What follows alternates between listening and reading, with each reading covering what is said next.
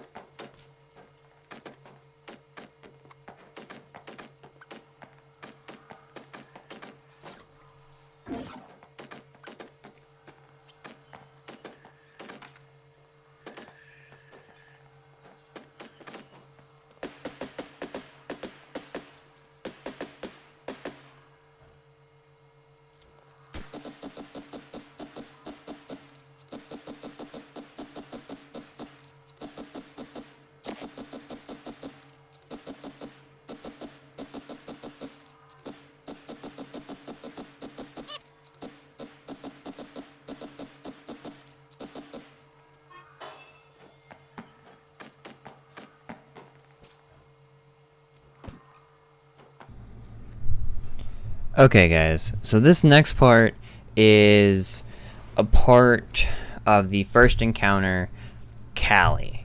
Now, Kalli, as you guys can see, is centered in the middle of the room, and she has this bubble shield around her. In order to take down her shield, you have to step on one of the plates that are around the outer edge of the room.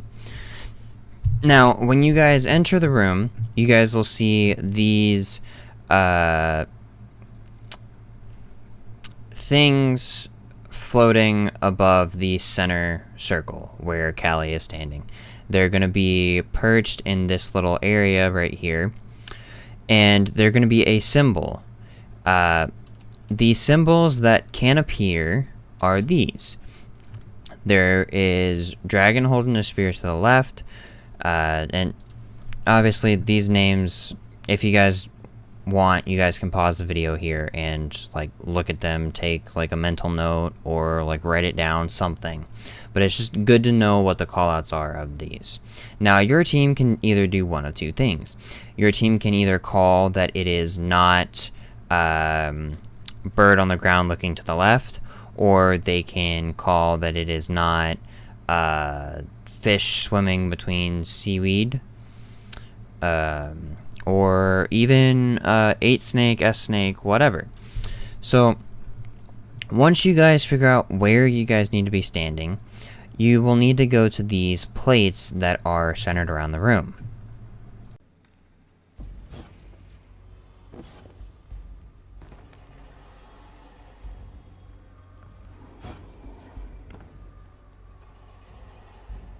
Gotcha.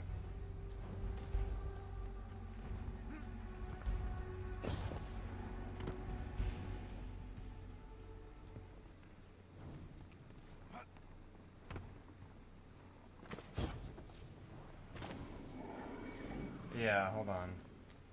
There's a W missing. Oh, I see it. I see it.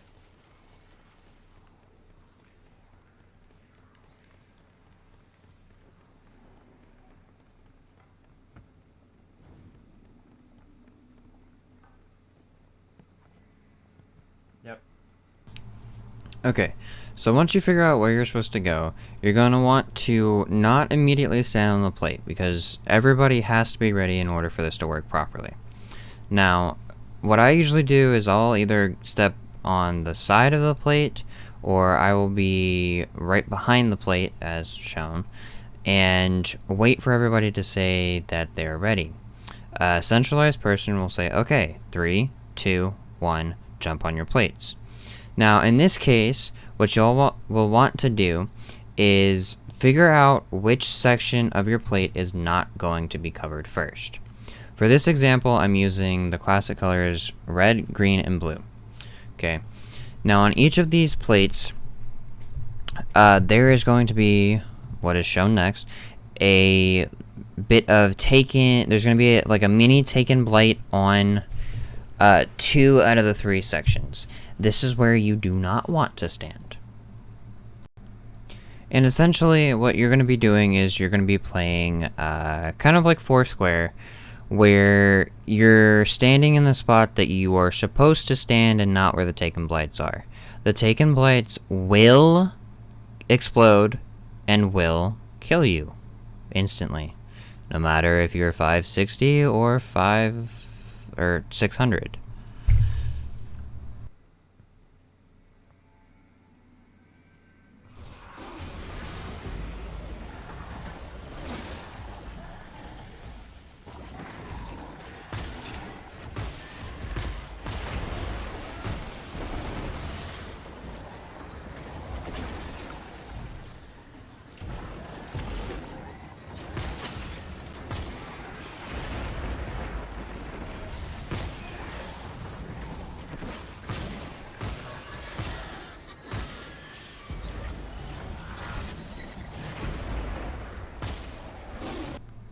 After a little bit of time, you will notice that your plate is completely clear of a taken blight, but you will notice that there is a taken spawn a little bit above your plate. This means that you're ready for the night stage. Now, the night stage is where a knight comes in and you basically have to kill it. If you do not kill it, not all the doors that need to open will open, and then your team will have somebody ultimately go down. What I recommend here is using either a super or a rocket launcher if you have kind of like an ad clearing super, or what was it, curtain call, or I think that's what it was.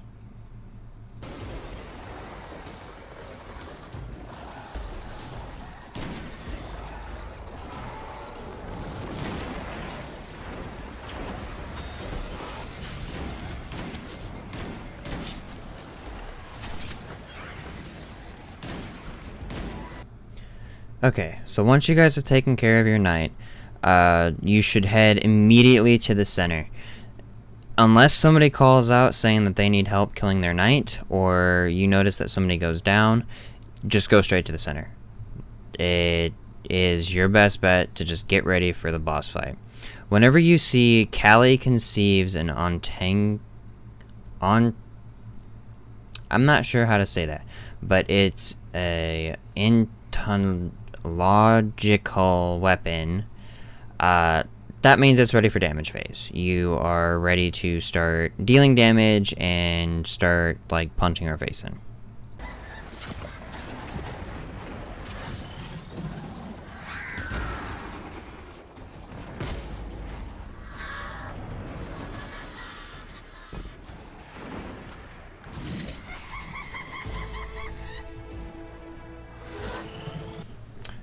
Once you see that pops up, you're gonna want to basically locate where Kalli is going to start her attack and start facing that direction.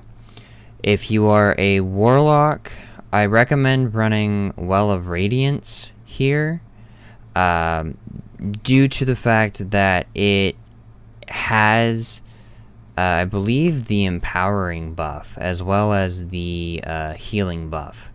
And so you're going to be dealing a ton of damage while also not taking a lot of damage yourself. When shooting at Kalli, you're going to want to try to aim for the head, the crit spot, the whatever you want to call it. But unless you're seeing yellow numbers, you ain't doing it right.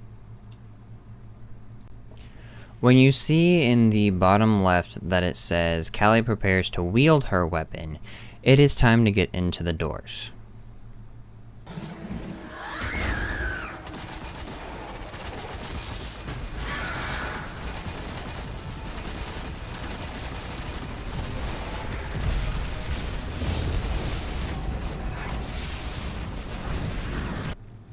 Here is where you guys would want to have numbered yourselves 1 to 6.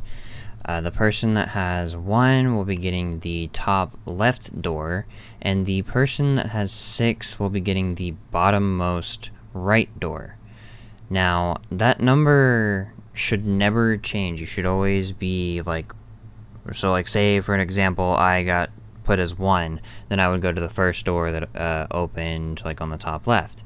And the doors aren't always going to be even, so it's not going to be 3 doors on the top, 3 doors on the bottom. It could be 1 door on top, 5 doors on bottom. It could be 3 doors on top and 3 doors on bottom. It could be 5 doors on top, 1 door on bottom. It just all depends. I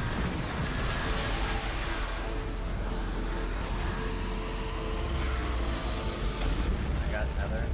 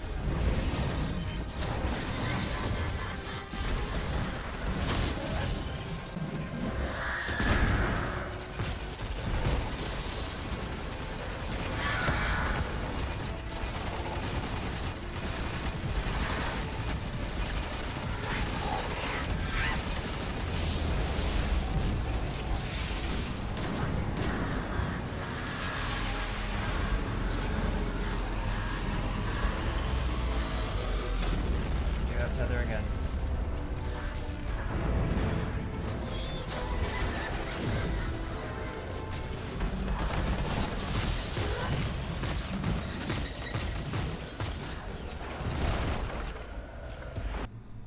Okay, so at this point, either Kalli is dead, almost dead, or about half health. And if she's almost dead, / like pretty much within a nail's width of dying, One of you guys should go and stand on a plate somewhere and trick her into like spawning at you, I guess, because she can come to the plates as well.